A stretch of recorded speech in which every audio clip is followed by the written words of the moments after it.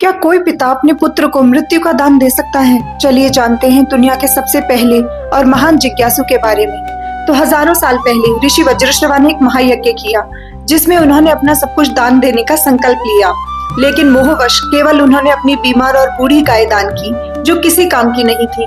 उनके 5 साल के पुत्र नचिकेता ने यह चालाकी देख ली और पिता से पूछा, आपने सब दान देने की कसम खाई थी, लेकिन आपने सिर्फ बूढ़ी और बीमार गाय ही दान करी, फिर आप मुझे किसे दान करेंगे?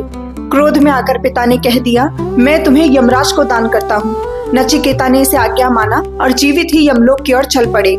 जब नचिकेता यमलोक पहुंचा तो यमराज वहां नहीं थे। नचिकेता 3 दिनों तक बिना अन्न और जल के यम के द्वार पर बैठा रहा।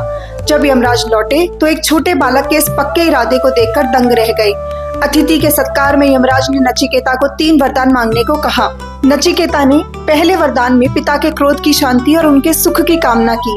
दूसरे वरदान में स्वर्ग की अग्नि यज्ञ विद्या का ज्ञान मांगा ताकि मानवता का कल्याण हो।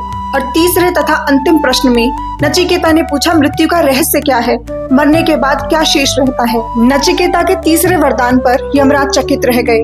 उन्होंने नचिकेता को बहलाने के लिए धन, सोने, चांदी के महल, लंबी आयु और दुनिया के तमाम ऐशो आराम के लालच दिए।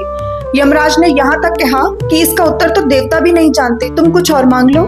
नचिकेता अडिग रहा। उसने कहा, ये सब सुख नश्वर हैं, कल खत्म हो जाएंगे, मुझे सिर्फ सत्य जानना है। नचिकेता की इस तीव्रता और जिद के आगे यमराज को झुकना पड़ा। उन्होंने नचिकेता को आत्मज्ञान दिया और बताया कि मनुष्य का शरीर मरता है, आत्मा नहीं। नचिकेता दुनिया का पहला जिज्ञासु बना।